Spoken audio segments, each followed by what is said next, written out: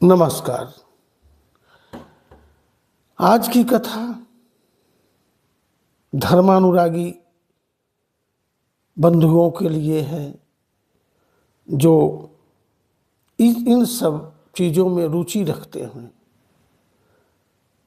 राम कथा करते अधिकारी जे नर सत्संगति अति प्यारी। तो जिनको सत्संगति प्यारी है उनके लिए यह कथाएं हैं।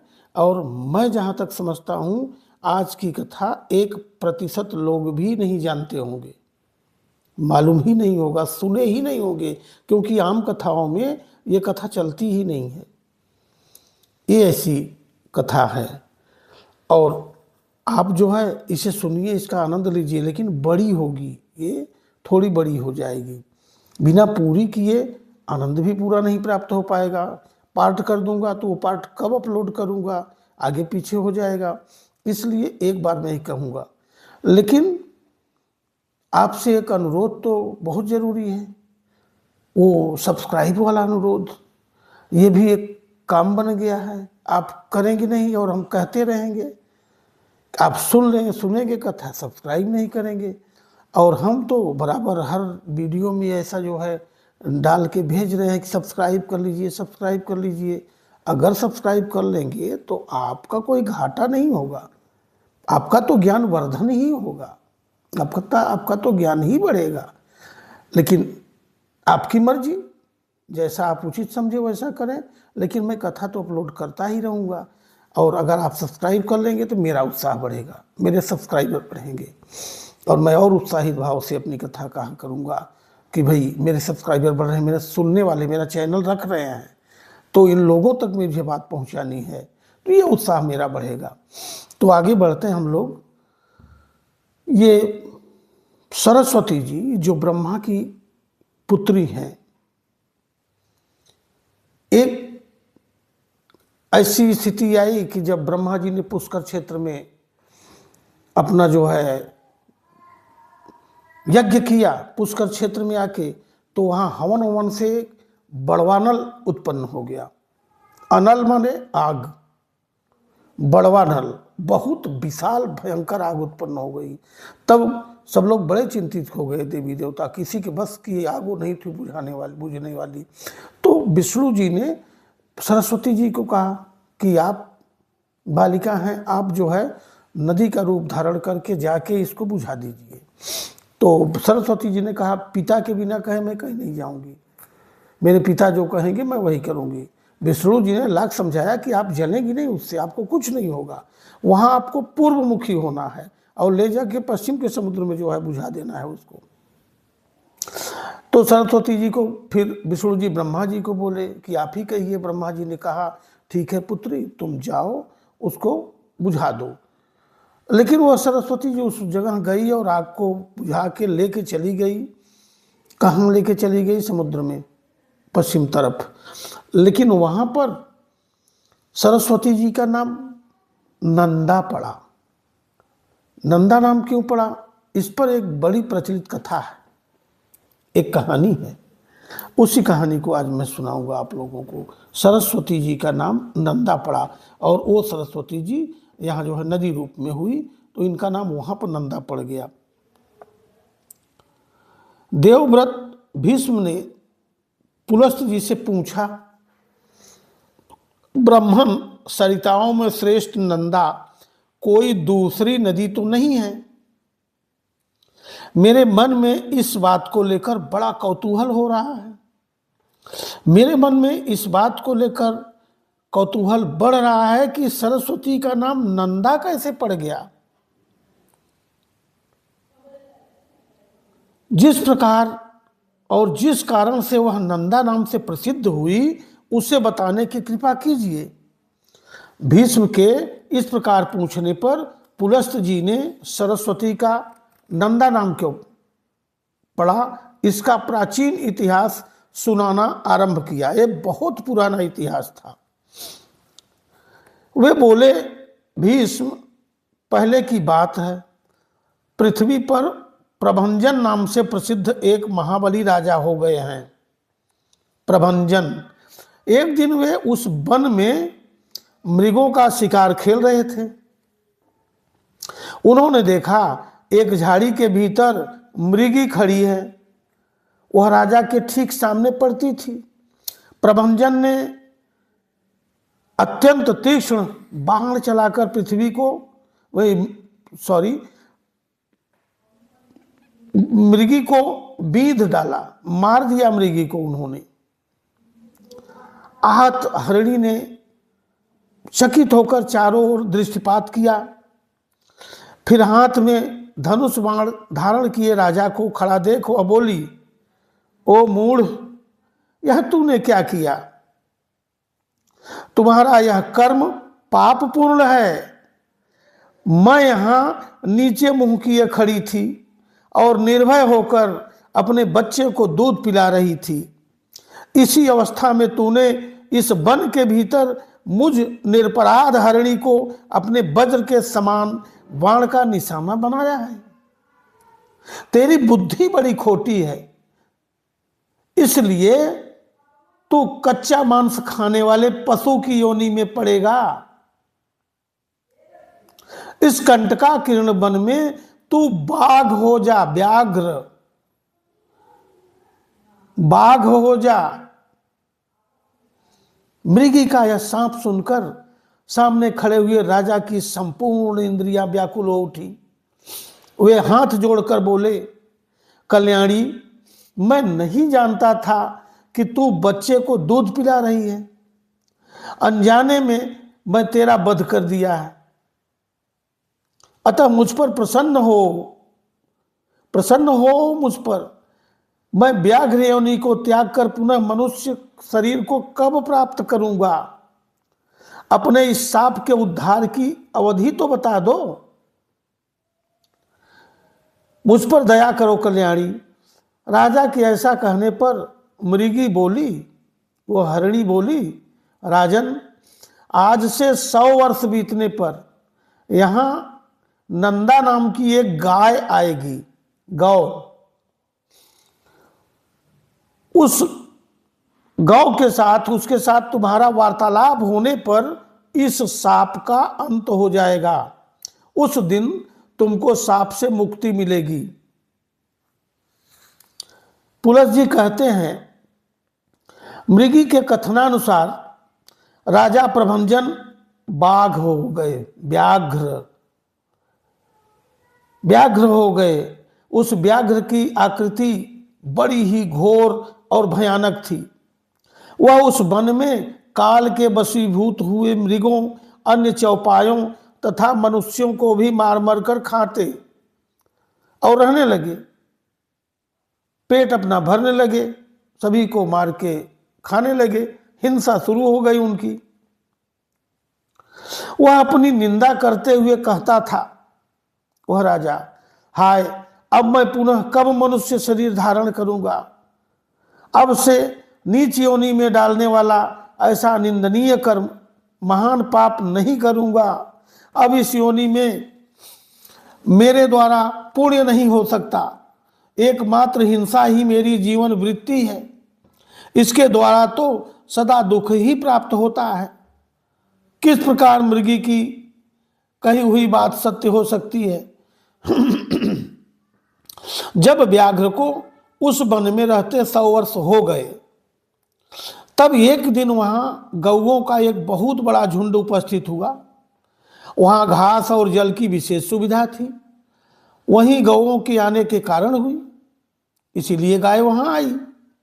ग्वालों के रहने के लिए भी साधारण घर और स्थान की व्यवस्था की गई। गोचर भूमि तो वहां थी, सबका पड़ाव पड़ गया। वन के पास का स्थान गौओं के रंभाने की भारी आवाज से गूंजने लगा। मतवाले गोप चारों ओर से उस गो समुदाय की रक्षा करते थे। गौओं के झुंड में एक बहुत ही हिष्ट पुष्ट तथा संतुष्ट रहने वाली गाय थी। उसका नाम था नंदा। वही उस झुंड में प्रधान थी तथा सबके आगे निर्भय होकर चला करती थी। एक दिन वह अपने झुंड से बिछुड़ गई और चरते चरते पूर्वोक्त बाघ के सामने जा पहुंची। बाघ उसे देखते ही खड़ी रह कहता हुआ उसकी ओर दौड़ा और निकट आकर बोला, आज विधाता ने तुझे मेरा ग्रास नियत किया है, क्योंकि तू स्वयं यहाँ आकर उपस्थित हुई है। व्याघ्र का यह रोंगटे खड़े कर देने वाला निष्ठुर वचन सुनकर उस गाय को चंद्रमा के समान कांति वाले अपने सुंदर बछड़े की याद आने लगी। उसका गला भर आया। वह गदगद स्वर से पुत्र के लिए हुकार करने लगी। उस गौ को अत्यंत दुखी होकर रोते हुए देखकर व्याघ्र बोला, अरे गाय, संसार में सब लोग अपने कर्मों का ही फल भोगते हैं। तू स्वयं मेरे पास आ पहुंची है, इससे जान पड़ता है तेरी मृत्यु आज ही नियत है, फिर व्यर्थ शोक क्यों करती है? अच्छा यह तो बता, तू रोई किस लिए? बाघ का प्रश्न सुनकर नंदा ने कहा, बाघ, तुम्हें नमस्कार है, मेरा सारा अपराध क्षमा करो। मैं जानती हूं तुम्हारे पास आए हुए प्राणी की रक्षा असंभव है, अतः मैं अपने जीवन के लिए शोक नहीं करती। मृत्यु तो मेरी एक न एक दिन होगी, फिर उसके लिए क्या चिंता। किंतु मृगराज, अभी नई अवस्था में मैंने एक बछड़े को जन्म दिया है। पहली बियान का बच्चा होने के कारण वह मुझे बहुत ही प्रिय है। मेरा बच्चा अभी दूध पीकर ही जीवन चलाता है, घास को तो वह सूंघता भी नहीं। इस समय वह गोष्ठ में बंधा है और भूख से पीड़ित होकर मेरी राह देख रहा है। उसी के लिए मुझे बारंबार शोक हो रहा है। मेरे न रहने पर मेरा बच्चा कैसे जीवन धारण करेगा? मैं पुत्र स्नेह के वशीभूत हो रही हूं और उसे दूध पिलाना चाहती हूं। मुझे थोड़ी देर के लिए जाने दो। बछड़े को पिलाकर प्यार से उसका मस्तक चाटूंगी और उसे हिताहित की जानकारी के लिए कुछ उपदेश करूंगी। फिर अपनी सखियों की देखरेख में उसे सौंपकर तुम्हारे पास लौट आऊंगी। उसके बाद तुम इच्छा अनुसार मुझे खा जाना। नंदा की बात सुनकर व्याघ्र ने कहा, अरे अब तुझे पुत्र से क्या काम है? नंदा बोली, मृगेंद्र, मैं पहले पहल बछड़ा बियाई हूं, अतः उसके प्रति मेरी बड़ी ममता है। मुझे जाने दो। सखियों को, नन्हे बच्चे को रक्षा करने वाले ग्वालों और गोपियों को तथा विशेषतः अपनी जन्मदायिनी माता को देखकर उन सब से विदा लेकर आ जाऊंगी। मैं शपथ पूर्वक यह बात कहती हूं, यदि तुम्हें विश्वास हो तो मुझे छोड़ दो, और शपथ खाती हूं कि यदि मैं पुनः लौटकर न आऊं तो मुझे वही पाप लगे जो ब्राह्मण तथा माता पिता का वध करने से होता है। व्याघ्रों, मलेच्छों और जहर देने वालों को जो पाप लगता है वही मुझे भी लगे। जो गौशाला में विघ्न डालते हैं, सोते हुए प्राणी को मारते हैं तथा जो एक बार अपनी कन्या का दान करके फिर उसे दूसरे को दान देना चाहते हैं, उन्हें जो पाप लगता है वही मुझे भी लगे। जो अयोग्य बैलों से भारी बोझ उठवाता है, उसको लगने वाला पाप मुझे भी लगे। जो कथा होते समय विघ्न डालता है और जिसके घर पर आया हुआ मित्र निराश लौट जाता है, उसको जो पाप लगता है वही मुझे भी लगे। यदि मैं पुनः लौटकर न आऊं, इन भयंकर पातकों के भय से मैं अवश्य आऊंगी। नंदा की ये शपथें सुनकर व्याघ्र को उस पर विश्वास हो गया। वह बोला, गाय, तुम्हारी इन शपथों से मुझे विश्वास हो गया है, पर कुछ लोग तुमसे यह भी कहेंगे कि स्त्री के साथ हास परिहास में, विवाह में, गौ को संकट से बचाने में तथा प्राण संकट उपस्थित होने पर जो शपथ की जाती है उसकी उपेक्षा से पाप नहीं लगता, किंतु तुम इन बातों पर विश्वास न करना। इस संसार में कितने ही ऐसे नास्तिक हैं जो मूर्ख होते हुए भी अपने को पंडित समझते हैं, ज्ञानी समझते हैं। वे तुम्हारी बुद्धि को क्षण भर में भ्रम में डाल देंगे। जिनके चित्त पर अज्ञान का पर्दा पड़ रहा है वे दुष्ट मनुष्य कुतर्कपूर्ण युक्तियों और दृष्टांतों से दूसरों को मोह में डाल देते हैं। उनका कुतर्क सामने वाले को मोहित करने वाला होता है। इसलिए तुम्हारी बुद्धि में यह बात नहीं आनी चाहिए कि मैंने शपथों द्वारा व्याघ्र को ठग लिया। तुमने मुझे धर्म का सारा मार्ग दिखाया है, अतः इस समय तुम्हारी जैसी इच्छा हो करो। नंदा बोली, साधो तुम्हारा कथन ठीक है। तुम्हें कौन ठग सकता है? जो दूसरों को ठगना चाहता है वह तो अपने आप को ही ठगता है।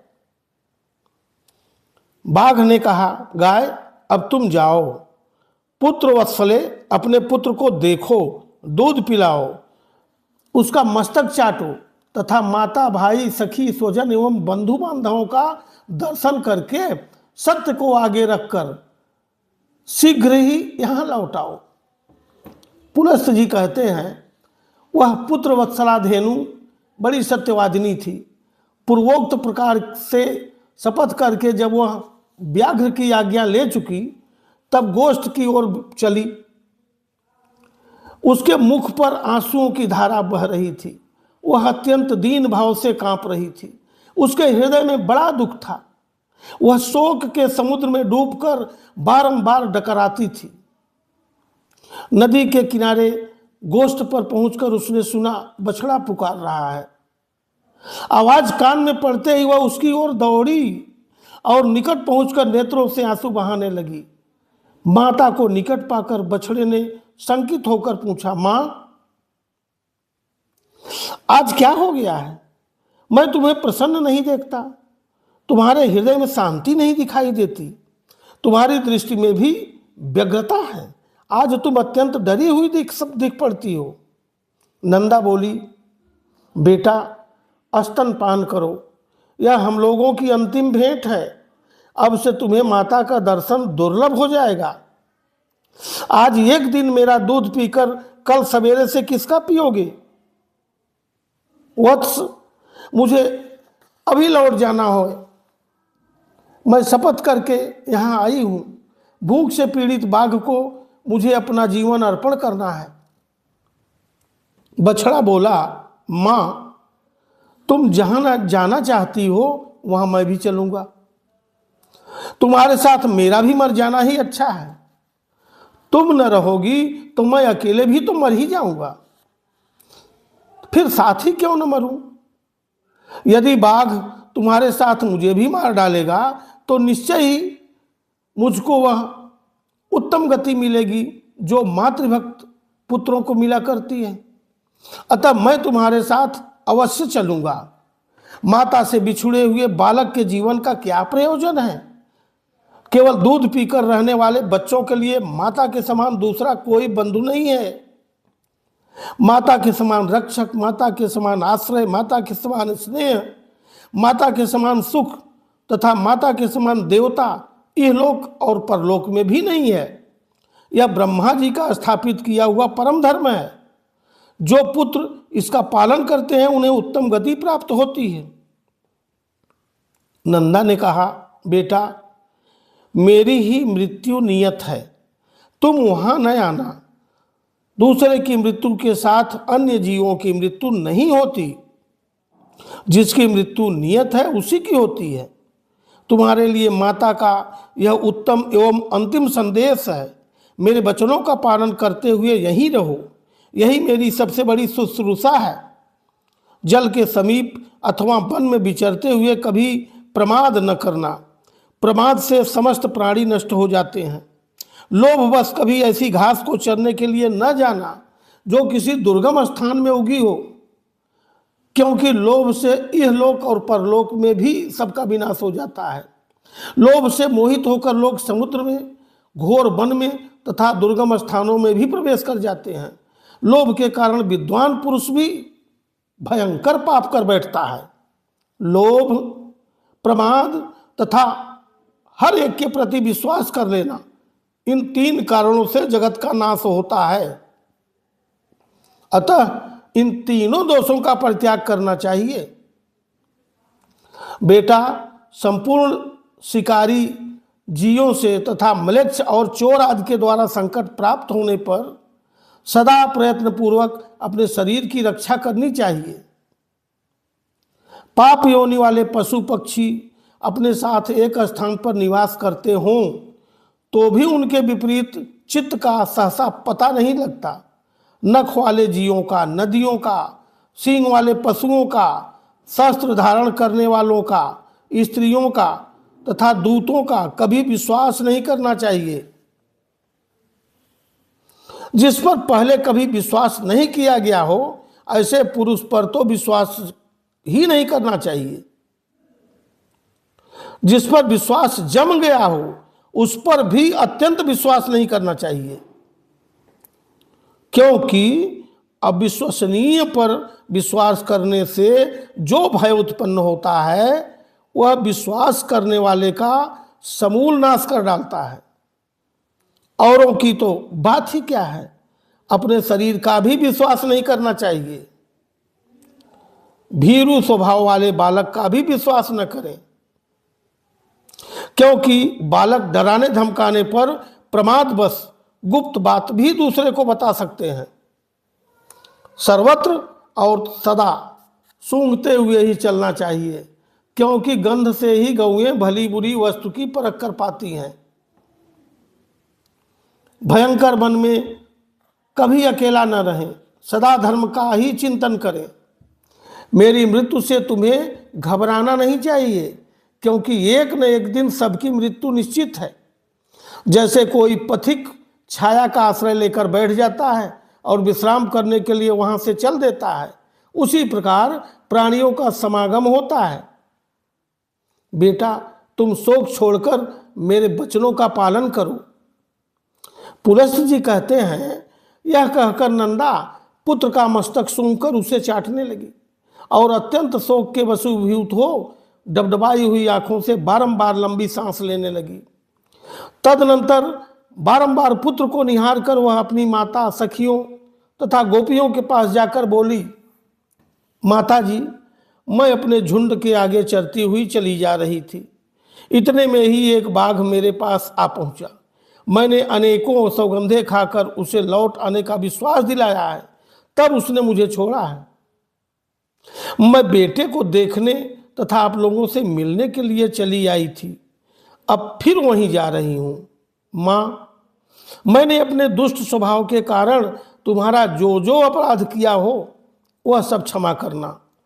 अब अपने इस नाती को लड़का करके मानना।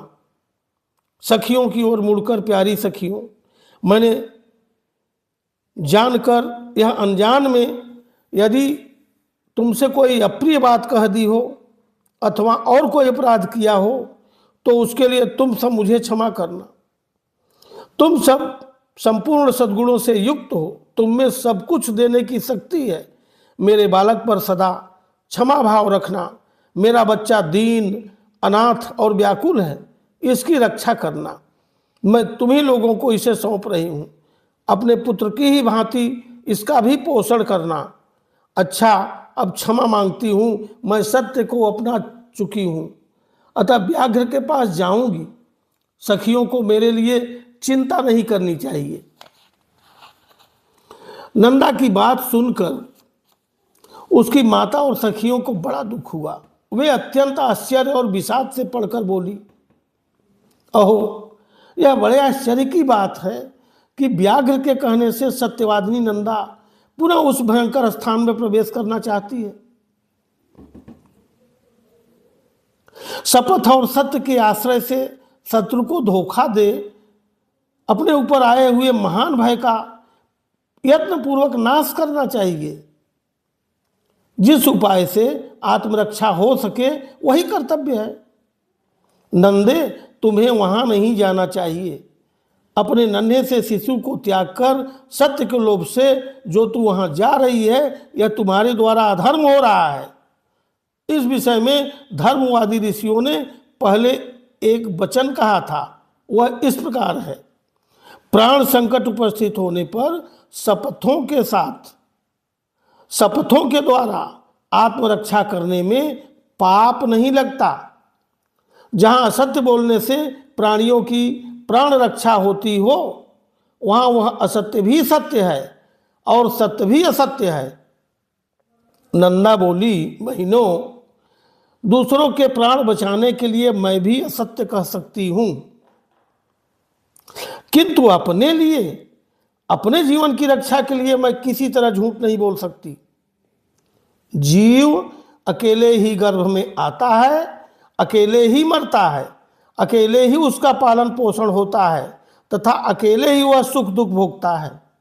अतः मैं सदा सत्य ही बोलूंगी। सत्य पर ही संसार टिका हुआ है। धर्म की स्थिति भी सत्य में ही है। सत्य के कारण ही समुद्र अपनी मर्यादा का उल्लंघन नहीं करता। राजा बलि भगवान विष्णु को पृथ्वी देकर स्वयं पाताल में चले गए और छल से बांधे जाने पर भी सत्य पर ही डटे रहे।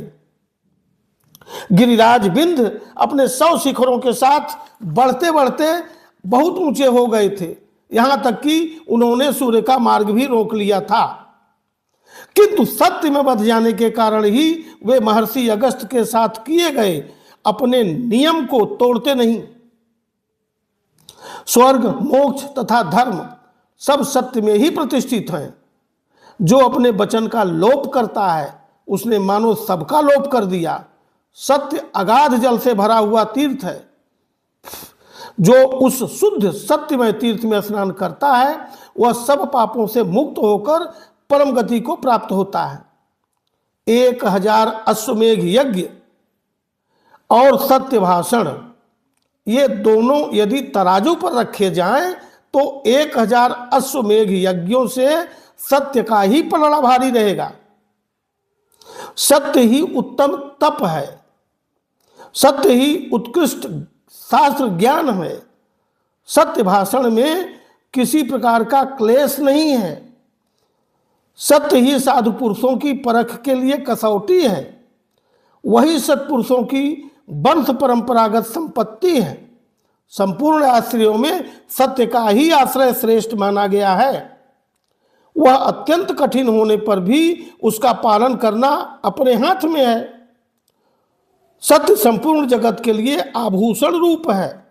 जिस सत्य का उच्चारण करके मलेच्छ भी स्वर्ग में पहुंच जाता है, उसका परित्याग कैसे किया जा सकता है। अन्य गौएं बोली, नंदे, तुम संपूर्ण देवताओं और दैत्यों द्वारा नमस्कार करने योग्य हो, क्योंकि तुम परम सत्य का आश्रय लेकर अपने प्राणों का भी त्याग कर रही हो, जिनका त्याग बड़ा ही कठिन है। कल्याणी, इस विषय में हम लोग क्या कह सकती हैं। तुम तो धर्म का बीड़ा उठा रही हो। इस सत्य के प्रभाव से त्रिभुवन में कोई भी वस्तु दुर्लभ नहीं है। इस महान त्याग से हम लोग यही समझती हैं कि तुम्हारा अपने पुत्र के साथ वियोग नहीं होगा।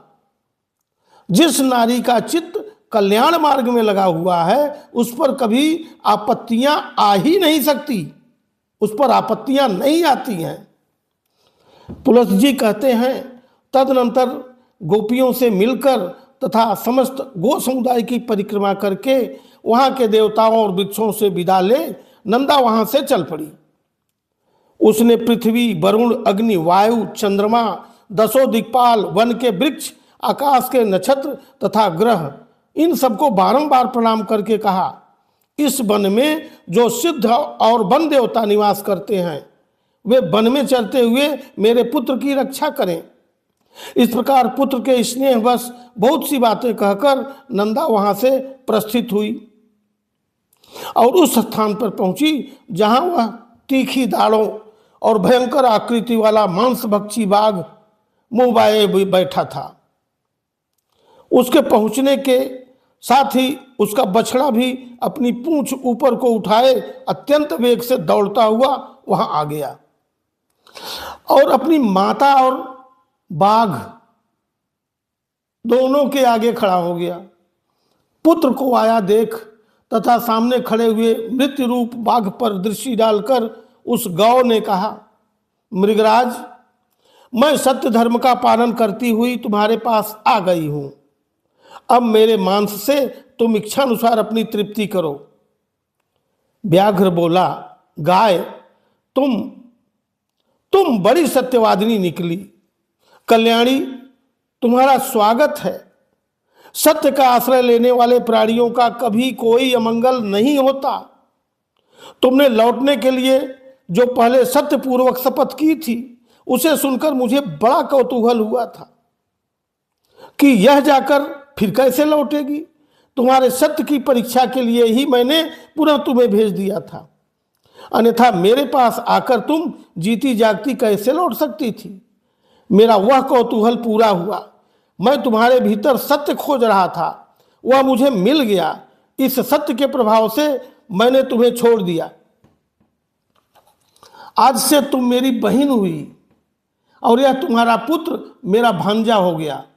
सुबह तुमने अपने आचरण से मुझ महान पापी को यह उपदेश दिया है कि सत्य पर ही संपूर्ण लोक प्रतिष्ठित है, सत्य के ही आधार पर धर्म टिका हुआ है। कल्याणी, तृण और लताओं सहित भूमि के वे प्रदेश धन्य हैं जहां तुम निवास करती हो। जो तुम्हारा दूध पीते हैं वे धन्य हैं, कृतार्थ हैं। उन्होंने ही पुण्य किया है और उन्होंने ही जन्म का फल पाया है। देवताओं ने मेरे सामने यह आदर्श रखा है। गौओं में ऐसा सत्य है। यह देखकर अब मुझे अपने जीवन से अरुचि हो गई। अब मैं वह कर्म करूंगा जिसके द्वारा पाप से छुटकारा पा जाऊं। अब तक मैंने हजारों जीवों को मारा और खाया है। मैं महान पापी, दुराचारी, निर्दयी और हत्यारा हूं। पता नहीं ऐसा दारुण कर्म करके मुझे किन लोकों में जाना पड़ेगा। बहन, इस समय मुझे अपने पापों से शुद्ध होने के लिए जैसी तपस्या करनी चाहिए उसे संक्षेप में बताओ, क्योंकि अब विस्तार पूर्वक सुनने का समय नहीं है। गाय बोली, भाई बाघ, विद्वान पुरुष सतयुग में तप की प्रशंसा करते हैं और त्रेता में ज्ञान तथा उसके सहायक कर्म की, द्वापर में यज्ञों को ही उत्तम बतलाते हैं, किंतु कलयुग में एकमात्र दान ही श्रेष्ठ माना गया है। संपूर्ण दानों में एक ही दान सर्वोत्तम है, वह है संपूर्ण भूतों को अभय दान। इससे बढ़कर दूसरा कोई दान नहीं है। वह जो समस्त चराचर प्राणियों को अभय दान देता है,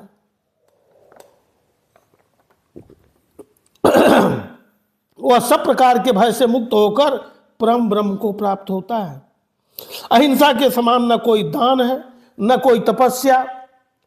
जैसे हाथी के पद चिन्हों में अन्य सभी प्राणियों के पद चिन्ह समा जाते हैं, उसी प्रकार अहिंसा के द्वारा सभी धर्म प्राप्त हो जाते हैं। योग एक ऐसा वृक्ष है जिसकी छाया तीनों तापों का विनाश करने वाली है। धर्म और ज्ञान उस वृक्ष के फूल हैं, स्वर्ग तथा मोक्ष उसके फल हैं। जो आध्यात्मिक, आधिदैविक और अधिभौतिक इन तीनों प्रकार के दुखों से संतप्त हैं, वे इस योग वृक्ष की छाया का आश्रय लेते हैं। वहां जाने से उन्हें उत्तम शांति प्राप्त होती है, जिससे फिर कभी दुखों के द्वारा वे बाधित नहीं होते। यही परम कल्याण का साधन है जिसे मैंने संक्षेप से बताया है। तुम्हें ये सभी बातें ज्ञात हैं, केवल मुझसे पूछ रहे हो। व्याघ्र ने कहा, पूर्व काल में मैं एक राजा था, किंतु एक मृगी के शाप से मुझे बाघ का शरीर धारण करना पड़ा। तब से निरंतर प्राणियों का वध करते रहने के कारण मुझे सारी बातें भूल गई थी। इस समय तुम्हारे संपर्क और उपदेश से फिर उनका स्मरण हो आया है। तुम भी अपने इस सत्य के प्रभाव से उत्तम गति को प्राप्त होगी। अब मैं तुमसे एक प्रश्न और पूछता हूं। मेरे सौभाग्य से तुमने आकर मुझे धर्म का स्वरूप बताया, जो सत्पुरुषों के मार्ग में प्रतिष्ठित है। कल्याणी, तुम्हारा नाम क्या है? नंदा बोली, मेरे यूथ के स्वामी का नाम नंद है।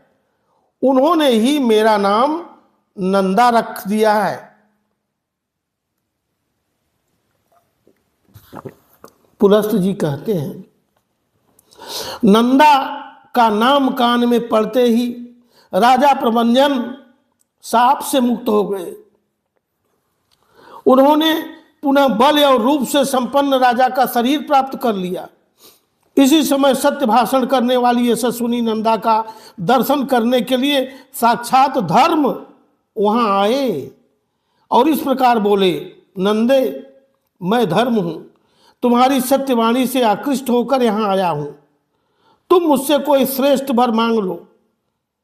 धर्म के ऐसा कहने पर नंदा ने यह वर मांगा, धर्मराज, आपकी कृपा से मैं पुत्र सहित उत्तम पद को प्राप्त हूं तथा यह स्थान मुनियों को धर्म प्रदान करने वाला शुभ तीर्थ बन जाए।